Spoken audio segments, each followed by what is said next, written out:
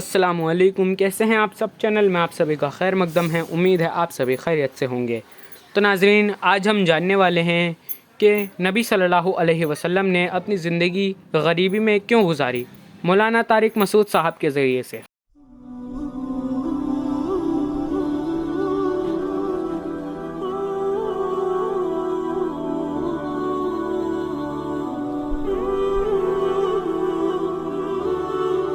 میں نے بیان لے کے شروع کیا تھا نا کہ دینداری کا ہمارے ہاں معیار ہی غلط بنایا ہوئے لوگوں نے۔ جو اسلام نے جس کو دینداری کہا ہے، لوگ اس کو دینداری نہیں سمجھ رہے ہیں۔ جس کو اسلام نے دین سے کوئی تعلق نہیں ہے، ان چیزوں کو لوگ کیا سمجھ رہے ہیں؟ دینداری۔ اور اس پہ پرکھ رہے ہوتے ہیں، علماء کو بھی، عوام کو بھی، لیڈروں کو بھی، ہر ایک کو اس پہ پرکھ رہے ہوتے ہیں۔ یہاں میں ایک اشکال کا جواب دیتا ہوں کہ پھر نبی صلی اللہ علیہ وسلم پیون زدہ کپڑے کیوں پہنتے تھے؟ پھر نبی صلی اللہ علیہ وسلم کے گھر میں چٹائی کیوں تھی جس پہ جب آپ آرام فرماتے تو آپ کے جسد اطہر پہ نشان پڑ جاتے؟ پھر آپ صلی اللہ علیہ وسلم گدھے کی سواری کیوں فرماتے تھے؟ پھر آپ صلی اللہ علیہ وسلم کے گھر میں 40 دن چولہا کیوں نہیں جلتا تھا؟ صرف جو اور کھجور پہ گزارا کیوں تھا؟ بھائی، ایک طرف ہم کہہ رہے ہیں اپنے اوپر خرچ نہ کرنا یہ اچھی صفت نہیں ہے، بلکہ یہ بے انتہا بری صفت ہے۔ تو سوال پیدا ہوتا ہے پھر نبی نے اپنے اوپر خرچ کیوں نہیں کیا؟ اچھی خوراک کیوں نہیں کھائی؟ دیکھو، اچھی سے دو طرح کی، ایک تو ہوتی ہے لذت والی خوراک، ایک ہے صحت کے لیے مفید۔ تو یہ بات تو ثابت ہے قرآن و سنت سے، ہمارے نبی نے جو خوراکیں کھائی ہیں صحت کے لیے اس سے اچھی کوئی خوراک ہو نہیں سکتی۔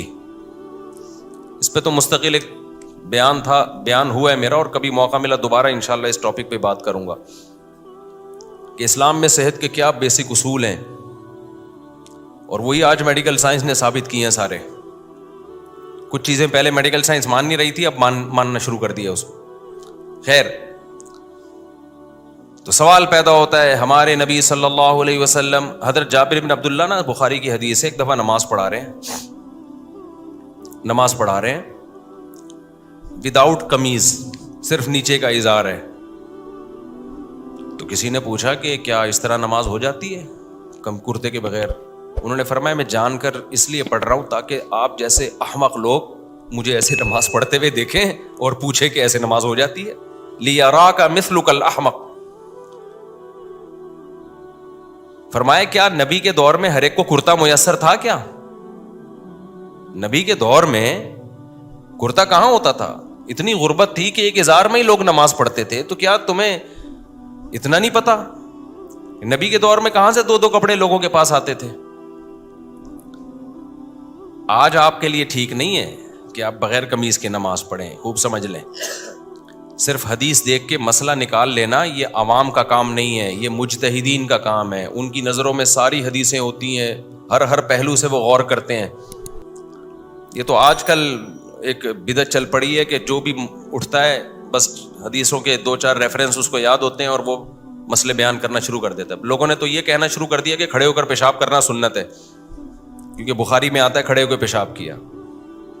یہ ونس اپون اے ٹائم ایسا ہوا ہے۔ حضرت عائشہ کے کتنے سخت الفاظ ہیں کہ جو یہ کہے کہ نبی نے کھڑے ہو کر پیشاب کیا کبھی تصدیق نہ کرو۔ وجہ اس کی ہے کہ نبی کا یہ عام معمول نہیں تھا۔ پھر بھی ہم کہتے ہیں کہ ایک دفعہ کیا ہے نبی نے اور صحیح سند سے ثابت ہے، تو ونس اپون اے ٹائم ایسا ہو گیا، اس میں کوئی عذر ہو سکتا ہے۔ یہ بھی ہو سکتا ہے بتانے کے لیے کہ بھائی یہ ایک پہلو بھی سیرت کا ایک دفعہ سامنے آئے، کیونکہ ہر جگہ آپ کو بیٹھنے کے لیے جگہ میسر نہیں ہوتی، لیکن اس کو سنت قرار دینا اس ایک حدیث کی روشنی سے تھوڑی ہوگا۔ سنت تو جو عام معمول ہوتا ہے وہ سنت ہوتا ہے، کچھ مستثنیات ہوتے ہیں۔ تو اب میں یہ عرض کر رہا تھا کہ نبی صلی اللہ علیہ وسلم کی لباس پیون زدہ، آپ کی خوراک ناغے فاقے، سادہ سواری، گھر میں کوئی ڈنر سیٹ نہیں، ایک پیالہ ہے، اسی میں پانی بھی پیا جائے گا، اسی میں دودھ بھی پیا جائے گا، اسی میں کھانا بھی کھایا جائے گا۔ ہمارے یہاں کتنے ڈنر سیٹ ہوتے ہیں، چاول کا چمچ الگ ہے، قورمے کا الگ ہے، اور اس کا ڈونگا الگ, اس کا ڈونگا الگ, اس کا ڈونگا الگ, اس کا ڈنر سیٹ ہی کا ایک نہ ختم ہونے والا سلسلہ ہے. تو ہمارے نبی نے ایسی سادہ زندگی کیوں تھی؟ اب دو وجہ ہو سکتی ہیں. یا تو آپ کے پاس پیسہ ہی نہ ہو. کیا خیال ہے بھائی اسلام کہتا ہے کہ جو اپنے اوپر خرچ نہیں کرتا وہ کنجوسی سے بھی اوپر کے لیول پر ہے. شہی ہے وہ, شین ہا ہا.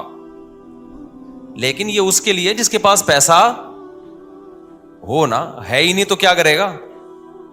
اب ایک آدمی بیچارہ پھٹ پٹی سی موٹر سائیکل میں گھوم رہا ہے, آپ نے پوچھا تو ایک نمبر کا کنجوس ہے. مفتی صاحب نے بیان میں کہا تھا کہ جو اپنے اوپر بھی خرچ نہ کرے وہ کنجوس ہے. تو کیسی بائک میں گھوم رہا ہے, وہ کہے بھائی خرچ کہاں کروں, میرے پاس پیسے ہیں ہی نہیں, یہ بھی ادھار لی ہوئی ہے کسی سے میں نے. تو اب آپ بتاؤ ایسے شخص پہ کنجوسی کا طعنہ دیا جا سکتا ہے؟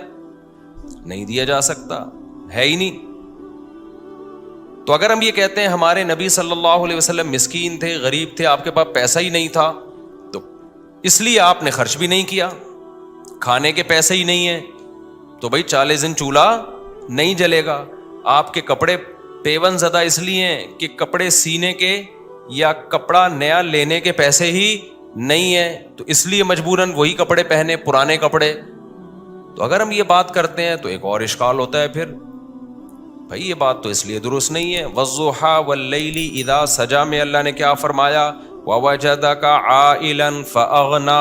اے نبی آپ مسکین تھے, غریب تھے, اللہ نے آپ کو غنی کر دیا. حضرت خدیجہ سے جب آپ کا نکاح ہوا تو حضرت خدیجہ کے پاس پیسہ تھا مزاربت کے لیے, وہ پیسہ انویسٹ کے لیے آپ کو کوئی ایماندار شخص چاہیے تھا, اور نبی صلی اللہ علیہ وسلم کی امانت اور صداقت مشہور تھی. آپ نے ان سے نکاح کیا کہ میرا پیسہ آپ انویسٹ کریں گے, کاروبار کریں گے, اور پروفٹ آپس میں ہم دونوں کیا کریں گے, شیئر کریں گے. اس نکاح کے بعد اللہ کہتے ہیں کہ نبی ہم نے آپ کی غربت کو دور کر دیا. تو پھر اشکال لوٹ کے آ جاتا ہے, بھائی جب نبی صلی اللہ علیہ وسلم غریب بھی نہیں تھے تو پھر جو کی روٹی کیوں کھا رہے ہیں, 40 دن کھجور پہ گزارا کیوں کر رہے ہیں؟ کھجور پانی پہ گزارا چلتا تھا 40 دن. اور ہمارے نبی کا کھانا بھی تو دیکھو, شدید بھوک لگی ہے تو ایک چیز تھی جس سے پیٹ بھرا جاتا تھا, یا تو کھجوریں کھا لی اور پانی پی لیا, یا دودھ پی لیا. دودھ جس حدیث میں بھی ہمیں ملتا ہے نا, کھانے کے ساتھ نہیں ملتا. دودھ کو ہمارے نبی نے کھانے کے طور پہ استعمال کیا ہے. آج دودھ جو لوگوں کو فائدے کے بجائے نقصان پہنچا رہا ہے نا, اس لیے پہنچا رہا ہے کہ 2 پراٹھے کھانے کے بعد 1 گلاس دودھ کا ڈاکٹر مشورہ دیتے ہیں کہ کائنڈلی صبح ناشتے میں آپ 1 گلاس دودھ لازمی پیا کریں. تو آپ نے کیا, اور وہ بھی ڈبے کا پی رہے ہوتے ہیں, تو تھوڑے دن میں ڈبے جیسے بن جاتے ہیں. اور ڈبہ جیسے کبھی کبھار لیک بھی ہوتا ہے نا, تو ایسے ہی انسان بھی کیا ہو جاتا ہے, ڈبے کی طرح بننے کے بعد کیا ہو جاتا ہے. دودھ یہ کھلا پیا کرو, بار بار کہتا ہوں. یہ ٹھیک ہے انجیکشن لگا رہے ہیں, غلط کر رہے ہیں, لیکن ڈبے سے پھر بھی بہتر ہے. میری بات بعض دفعہ بغیر دلیل کے مان لیا کرو, اس لیے کہ ہم نے بہت اس کے پیچھے ریسرچ کی ہوئی ہوتی ہے. ایسے ہی بیٹھ کے نہیں ایک دم سے آدمی پھینک دیتا. ڈبے سے 1000 گنا بہتر ہے یہ. جیسے یہ جو جوسز آ رہے ہیں نا, ڈبے کے جوسز, چاہے کتنی اچھی کمپنی ہو, کتنی ہی اچھی کمپنی ہو, بالکل بھی 2 نمبری نہ کرتی ہو, پھر بھی اس سے بہتر ہے پھلوں کا رس خود گھر میں نکال کے وہ 1 چمچ پی لو گے, وہ اس پورے ڈبے سے, اس ڈبے کے 20. اور یہ لطیفے مت سنایا کرو کہ یہ ڈبے کے اوپر لکھا ہوا ہے وٹامن سی اتنا. یہ لکھا ہوا ہوتا ہے, اندر وٹامن سی سوال ہی پیدا نہیں ہوتا. سنگترے کا جوس ملتا ہے نا ڈبوں میں, کہتے ہیں اس میں اتنا وٹامن سی ہے, تو لکھنے پر گورنمنٹ کی طرف سے کوئی پابندی. وٹامن سی تو محفوظ رکھنا بڑا مشکل کام ہوتا ہے, وہ تو ہیٹ سے اڑ جاتا ہے, اور اس میں جس قسم کے اس کو محفوظ رکھنے کے لیے جو کیمیکل ڈالے جاتے ہیں ان جوسز میں, وہ کیمیکل وٹامن سی کی ایسی کی تیسی ہوگا. Vitamin C once upon a time, اب نہیں ہے اس میں. تو خیر یہ ٹاپک پھر ادھر ادھر ہم نکل جاتے ہیں. تو یہ ڈبے وبے بس ہوتے ہیں. اچھا خیر, تو دیکھو یہ بڑا مسئلہ میرے ساتھ, اچھی بلی بات چل رہی تھی. ہاں, تو نبی صلی اللہ علیہ وسلم دودھ جو پیا کرتے تھے شدید بھوک کی حالت میں, بس دودھ ہی کھانے کے. اس لیے نبی نے فرمایا کہ لا یجزئ من الطعام والشراب الا اللبن او کما قال صلی اللہ علیہ وسلم. فرمایا دودھ ایک ایسی چیز ہے جو پینے سے بھی کافی ہے اور کھانے سے بھی کافی ہے, یعنی پیاس کے لیے بھی اور کھانے کے لیے بھی. آپ کو پیاس بھی لگ رہی ہے, بھوک بھی لگ رہی ہے, تو آپ نے دودھ کی تعریف کی, فرمایا دودھ پی لو, پیاس بھی ختم اور بھوک بھی ختم. کئی حدیثیں ایسی کہ شدید بھوک میں آپ صلی اللہ علیہ وسلم جب گھر تشریف لائے تو شدید بھوک کی حالت میں پوچھا کچھ کھانے کو ہے, تو دودھ کا پیالہ پیش کیا گیا, آپ نے دودھ پیا اور بس سیر ہو گئے. تو ہم لوگ جو دودھ پی رہے ہیں شدید بھوک میں نہیں پیتے. ہم لوگ شدید بھوک میں تو پہلے تو پھوڑیں گے طبیعت سے کہ یار مزہ نہیں ہے یار, پہلے طبیعت سے پھوڑ پھاڑ کے پھر اس کے بعد ایک گلاس دودھ پی کے سو جائیں گے. اور بعض دفعہ ایسا سوتے ہیں کہ صبح پولیس بھی نہیں اٹھا سکتی, ہمیشہ کے لیے گہری نیند میں چلے گئے. خیر, تو اب سوال پیدا ہوتا ہے, رسول اللہ صلی اللہ علیہ وسلم کو اللہ نے اگر پیسہ دیا تھا تو یہ لائف اسٹائل کیوں تھا, اتنا مسکینی والی زندگی کیوں گزاری, اور اگر پیسہ نہیں دیا تھا تو سورہ والضحیٰ میں اللہ نے یہ کیوں فرمایا کہ اے نبی ہم نے آپ کو غریب اور مسکین پایا, ہم نے آپ کو غنی کر دیا. حضرت خدیجہ سے جب نکاح ہوا تو نبی کی غربت دور ہو گئی. یہ اشکال سمجھ میں آ رہا ہے کہ نہیں آ رہا؟ یہی وجہ ہے کہ لوگ اشکال کرتے ہیں کہ یار نبی کے لائف تو ایسی تھی, اور دیکھو یہ آج کل کے نیک لوگوں کو دیکھو. لو, ہمارے نبی ان مالداروں میں سے ہیں جن کو اللہ نے دولت دی, لیکن صبح آئی دولت تو شام ہونے سے پہلے ساری صدقہ, شام کو آئی تو صبح ہونے سے پہلے ساری صدقہ. پیسہ رکھا نہیں آپ نے. کنجوس اس کو کہتے ہیں پیسہ رکھے اس کے بعد خرچ نہ کرے. یہ سب سے اعلیٰ مقام ہے جس پر اللہ نے سید الانبیاء کو فائز کیا تھا کہ پیسہ ہے مگر شام ہونے سے پہلے سارا بولو صدقہ. شام کو آیا تو صبح ہونے سے پہلے سارا صدقہ. اتنا بڑا ظرف اگر کسی کا ہے کہ وہ رکھتا ہی نہیں ہے پیسہ, وہ سارا صدقہ کر دیتا ہے, خرچ کر دیتا ہے, اتنا بڑا ظرف اگر کسی کا ہے تو اس کے لیے یہ جائز ہے کہ دولت کے باوجود وہ پیون زدہ کپڑے پہنے. اس کے لیے جائز ہے کہ وہ دولت ہو اس کے پاس اور وہ صبح خرچ کر کے شام کو فاقے پہ گزارا کرے. تو جس کا ظرف اتنا بڑا ہے اس کے لیے یہ لائف اسٹائل بھی کیا ہے, جائز ہے. لیکن اتنا بڑا ظرف آج کل مارکیٹ میں کیا چل رہا ہے بھائی, شارٹ چل رہا ہے, اور ہر ایک کے لیے سوٹیبل بھی نہیں ہے. مارکیٹ میں ہو بھی تو بھی اس کو اپریشیٹ نہیں کیا جائے گا. سمجھتے ہو کہ نہیں سمجھتے ہو؟ وجہ اس کی یہ کہ نہ نبی جیسا حوصلہ ہے آج, نہ نبی جیسی صحت ہے لوگوں کی, اور نہ گھر والوں کا وہ حوصلہ ہے جو نبی کی زوجات کا حوصلہ تھا.